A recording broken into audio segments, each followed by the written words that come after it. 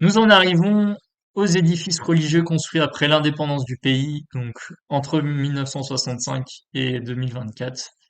J'ai pu dénombrer trois églises principales, l'église Saint-Martin de Tours, l'église Saint-Joseph de Manicata et l'église Saint-François d'Assise, que j'ai mis entre parenthèses, église Tétractis. On va voir ça juste après. Ces trois églises ont été construites, ou plutôt conçues, par le même architecte. Il est maltais, comme la majorité des architectes d'églises sur l'archipel, donc il s'appelle Richard England. À droite, nous avons l'église Saint-Joseph de Manicata, construite entre 1964 et 1974.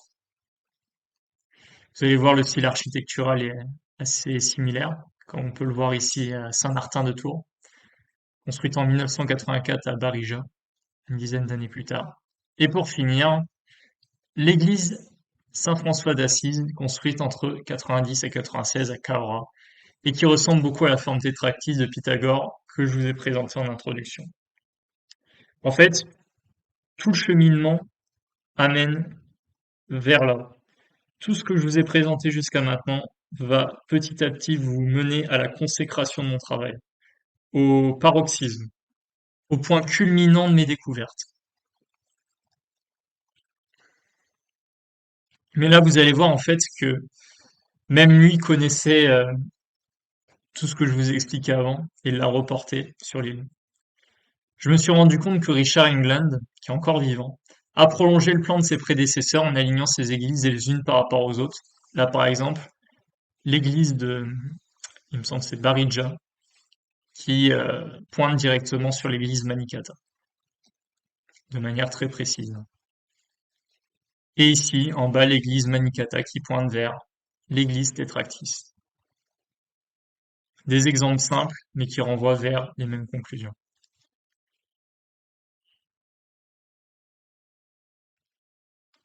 Et pour terminer, bien sûr, pour que ça puisse s'intégrer complètement dans l'architecture, il fallait trouver un exemple géométrique et mathématique. Et autant vous dire que quand je suis tombé là-dessus, c'était vraiment le mieux que je pouvais faire. C'est absolument incroyable. J'ai été même ému de tomber sur cet exemple. On va étudier la relation, alors pas potentielle, hein, la relation qu'il y a entre l'église Saint-François, le temple Talcadi et le dolmen Tahamut. Pour commencer, ça je l'ai expliqué dans un résumé, entre le temple Talcadi et le dolmen Tahamut, on a 3 milliards de mégalithiques exactement. Et ben il faut savoir qu'entre le temple Talcadi et l'église Tétractis, on a 1600 yards mégalithiques. Et ça tombe exactement au même endroit pour les deux. Qui plus est, ça forme un angle droit parfait. Et pour terminer, 3400 yards mégalithiques entre le dolmen et l'église Saint-François. Bon, en réalité, il manque quelques yards, mais c'est toujours la même chose. Au départ, c'était l'intention, et vous allez comprendre pourquoi. Angle droit parfait, 3 milliards mégalithiques, 1600 yards mégalithiques, 3400 yards mégalithiques. Nous avons donc ici la preuve incontestable qu'une transmission de connaissances s'est faite entre les architectes maltais, puisque cette église est beaucoup plus récente, mais elle s'intègre aussi dans la géométrie des temples et des autres églises. Et voilà, ça c'est ce qui m'a bien sûr convaincu, qui a fini de me convaincre dans un sens que tout ça avait été conçu de manière bien consciencieuse. 1600 au carré plus 3000 au carré est égal à 3400 au carré. Donc nous avons un triangle de Pythagore. Et il se trouve que l'église, c'est une église tétractis. Et la tétractis, ça vient de qui? Elle vient de Pythagore. La probabilité de hasard, bien sûr, ici est complètement nulle. Je vous montre l'extrait vidéo que je vous ai préparé. Et puis, ben, et oui, c'est pas terminé. Je vais vous montrer les plus grosses découvertes que j'ai faites sur l'archipel. Et je pense qu'elles vont faire date. En passant à l'époque moderne, donc après l'indépendance de l'archipel, qui s'est produit à la fin de l'année 1964, certaines églises ont été construites par l'architecte Richard England, dont une église bien particulière qui se situe ici, à Cahors, qui s'appelle l'église Saint-François d'Assise. Et vous voyez à côté, j'ai écrit église Tétractis, parce que quand on l'observe de haut, on a l'impression d'observer à s'y méprendre à la Tétractis de Pythagore.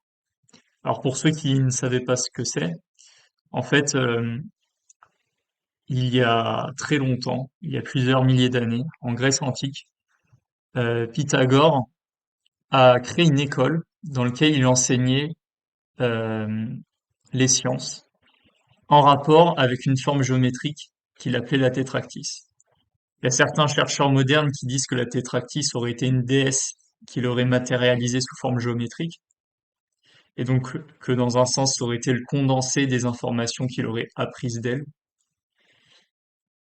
et donc elle s'appelait elle-même tétractys. Mais en réalité, tétra, c'est quatre, et donc ça renvoie aux quatre rangées de la tétractys. Bon, ici, en l'occurrence, il y en a que trois, mais franchement, on a vraiment l'impression d'avoir la même chose avec des surfaces triangulaires et les piliers qui forment les points de chaque ligne. Donc ici, au lieu d'avoir quatre lignes, on a trois lignes. La monade ou l'unité, la dualité et la trinité. Et ensemble, 3 plus 2 plus 1, ça fait 6. Et c'est intéressant parce que 6, ça renvoie au système sexagésimal et au nombre 60. Et il se trouve que sur l'archipel, je suis tombé à de très nombreuses reprises sur le nombre 60. Et donc je me pose la question si tout ce qui ne sous-tendrait pas ce schéma architectural ne viendrait pas du nombre 60. Sachant que les premières civilisations employaient le système sexagésimal et dans notre notion du temps, on l'emploie encore actuellement. Si vous ne le savez pas, pour obtenir une minute de méridien, on divise l'arc de méridien de la Terre par 360 et ensuite on divise par 60 pour obtenir, alors c'est 1 degré de méridien, pardon. On divise par 360 degrés pour obtenir 1 degré de méridien moyen, ce qui est environ 111 km. On divise ensuite cette valeur par 60 pour obtenir une minute d'arc, ce qui équivaut à ce qu'on appelle le mile nautique, et qui a été utilisé dans la navigation il y a un certain temps, et qui est encore un petit peu utilisé. Et si on divise cette valeur par 60, on arrive à la seconde d'arc, et il se trouve que la seconde d'arc équivaut à peu près à la valeur du pied grec, c'est-à-dire 30 cm et 87 mm. Et tout ça divisé à partir du nombre 60. Et donc il faut partir du principe que l'on scinde le cercle en 360 parties. Il y a eu d'autres versions où il y en a qui l'ont scindé en 366 parties notamment. Et voilà, simplement pour faire un rapide résumé de ce qu'est la tétractys. Et aussi, très important, ça résume ce qu'on appelle le quadrivium et que j'ai expliqué en introduction. C'est pas par hasard que j'ai montré la figure de la tétractys, parce que là on la retrouve et pour moi c'est, on va dire dans un sens, une synthèse de toutes les découvertes que j'ai pu faire et une confirmation qu'il y a bien quelque chose à chercher, puisque dans la tétractys, on enseigne que il y a quatre sciences fondamentales à la création de toute chose dans l'univers. On parle des sciences physiques, sciences dures, les mathématiques, la géométrie, la musique et l'astronomie. Moi, j'ai bien avancé sur les mathématiques et la géométrie, mais il se trouve pour une raison qui m'est inconnue que pour l'instant, j'ai du mal à trouver des relations astronomiques. J'en ai quelques-unes, j'en suis pas à zéro, mais elles sont très difficiles à distinguer. Et donc, je trouve ça particulièrement incroyable d'avoir une église en forme de tétractys sur l'île de Malte. Je sais pas s'il en existe ailleurs, ce serait bien si, euh, si quelques personnes parmi vous euh, puissiez m'apporter des informations à ce sujet, afin d'en savoir plus, si c'est la seule ou pas. Et dans ce cas, je pourrais essayer de créer des liens, voir s'il y a des correspondances géométriques. Et voilà. En fait, les quatre sciences qui sont dans le quadrivium sont les sciences fondamentales de l'univers d'après Pythagore. Et il y a de nombreux chercheurs indépendants comme Howard Crowers qui s'appuient sur le quadrivium dans leurs recherches et qui s'occupent justement de l'astrogéométrie. Voilà ce que je voulais dire. Donc c'est assez exceptionnel, hein, même unique d'avoir une église comme ça. Je tiens vraiment à le souligner. Alors l'unité de mesure qu'on va employer ici, au départ en tout cas, est le mètre. Et je vais partir à peu près du centre de notre tétractys.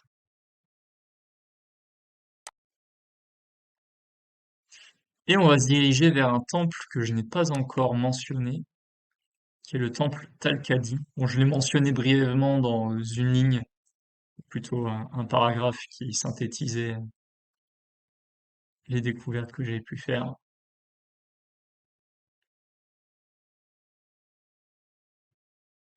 Et là, vous allez voir qu'il y a une relation assez incroyable. Je vais le placer au niveau de la pierre. Vous la voyez, la petite pierre ici, à l'entrée.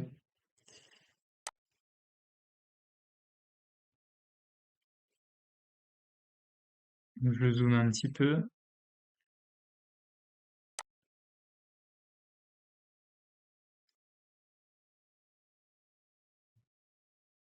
Je vais me mettre ici. Voilà, au niveau de l'entrée. Il se trouve que si je divise cette valeur de 1327, on va mettre 1327,1, pour vraiment vous voyez le résultat que ça donne, par le yard mégalithique, eh bien j'obtiens 1600 yards mégalithiques. 1599,99, on augmente légèrement et on y est, quoi. Et là, vraiment, on est à l'entrée. On est vraiment à l'entrée du temple. Donc j'enregistre ma ligne. On va repartir du même endroit. Et cette fois-ci, on va se diriger vers le dolmen Tahamut.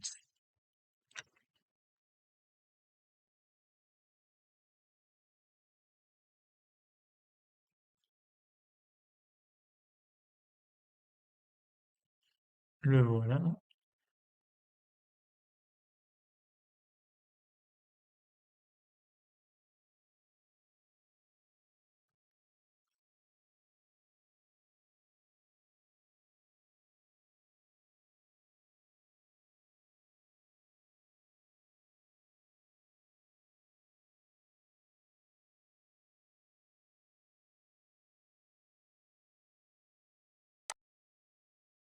Et donc, je me mets sur sa dalle. Il se trouve que quand je divise cette valeur de 2488,4 par le yard mégalithique, donc encore une fois en mètres,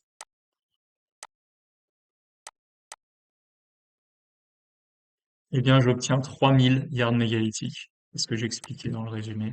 Et c'est exact. Comme vous pouvez le voir, on est bien en plein sur le dôme. Enfin, en plein sur la dalle de couverture.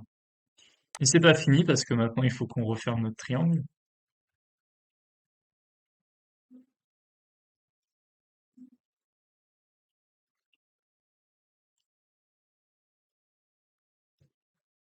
Donc pour les deux premiers traits, hein, vous êtes d'accord avec moi, c'est assez précis. Je fais au niveau du tambour d'Iba. Voilà. Alors ici, je vais me mettre légèrement avant. Je vais me réduire légèrement.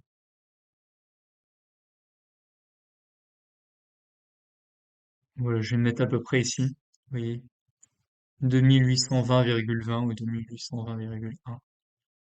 Et ben quand je prends la calculatrice et que je divise cette valeur de 2820,2 par notre yard mégalithique, eh bien j'obtiens 3400 yards mégalithiques. N'est-ce pas incroyable? Donc là, pour moi, il y a une signification, c'est qu'on a voulu mettre cette unité de mesure en valeur, à savoir le yard mégalithique. Et c'est pas tout parce que il s'avère qu'on a un angle droit parfait. Je vais zoomer pour vraiment en être sûr par rapport à l'endroit où je suis. J'avais déjà vérifié avant. Je confirme, l'angle droit est parfait. Voilà, j'enregistre.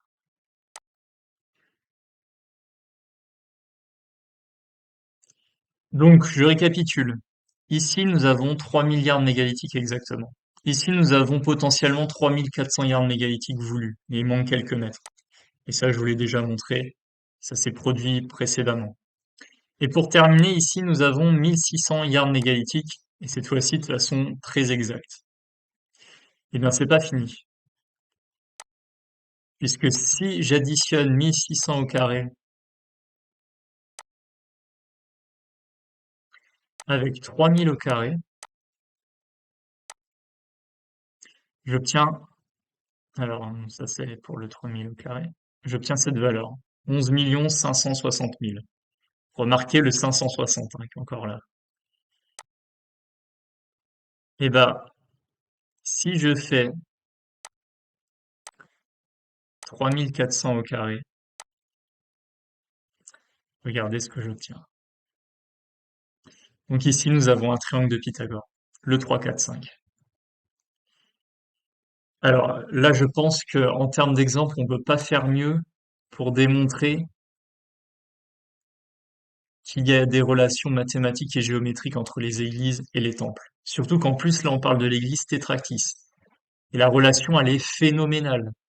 Là, c'est vraiment exceptionnel. Ce cas-là est vraiment dingue. Enfin, moi, quand je l'ai trouvé, j'étais limite ému parce que je me dis, c'est incroyable cette découverte. Je suis vraiment le premier à tomber là-dessus. L'église, les mesures, le yard mégalithique, c'est incroyable. Et vous allez voir qu'en réalité, la plupart des édifices religieux ont été espacés par rapport à cette église selon le yard mégalithique. Ça, c'est pour les diapos suivantes. Et voilà, je vous laisse avec cet exemple incroyable. Incroyable. Voilà, alors juste avant de terminer cette partie, je voulais vous montrer que, en fait, l'église tétractiste a été basée sur la mesure du yard mégalithique pour déterminer son emplacement et les relations de distance qu'elle entretient avec les autres édifices religieux et les autres sites mégalithiques. On peut voir que l'unité de mesure qui a été employée pour estimer la distance depuis l'église est le yard mégalithique. Pourquoi? Ici, on a 5600 yards mégalithiques avec l'église Saint-Barthélemy, en plus le nombre 560, c'est par rapport à l'entrée. Et c'est si l'unité de mesure est le yard anglais, donc on obtient une mesure en yard anglais, on divise par le yard mégalithique et ça donne 5600. 5200 yards mégalithiques par rapport à la mesure obtenue en mètres. 5400 yards mégalithiques par rapport à la mesure obtenue en mètres. 14 000 yards mégalithiques, alors là c'est encore plus significatif, plus significatif, pardon, avec l'église Saint-Philippe d'Agira, et Dieu sait qu'elle est importante sur l'archipel, et 13 000 mètres calibrés avec le menhir Kirchhoff, c'est-à-dire rapporté selon les mesures de la Terre avec le rapport 440-441, qui adapte un plan à une sphère. Pour l'ensemble des mesures, j'ai tout simplement divisé la valeur obtenue en mètres par le yard mégalithique, ce qui m'a permis d'obtenir ces résultats. À part pour la valeur 5600, où j'ai utilisé le yard anglais. Et j'ai rajouté entre parenthèses, c'est toujours bien de le souligner, et l'on sait que c'est une unité de mesure qui a été beaucoup employée à Malte. Donc le 13 000 mètres que j'ai obtenu en l'ajustant à la courbure terrestre, probabilité de hasard absolument aucune. Alors comme on a pu le voir, l'église Mosta, elle, ça a été choisi par rapport au mètre principalement. Mais on a eu aussi des rapports avec le pied anglais. L'église Saint-François d'Assise, l'église tétractiste, c'est le garde mégalithique, de manière incontestable. Et d'ailleurs, elle est en relation aussi avec la rotonde de Mostar, avec 5400 yards mégalithiques, que vous pouvez voir ici. Et de manière très précise, hein. Vous pourrez le vérifier vous-même en partant du centre de l'église. Et donc voilà, c'est tout ce que je voulais expliquer par rapport à cette partie. Je vous souhaite une bonne journée et puis on se retrouve pour le point culminant de mes découvertes.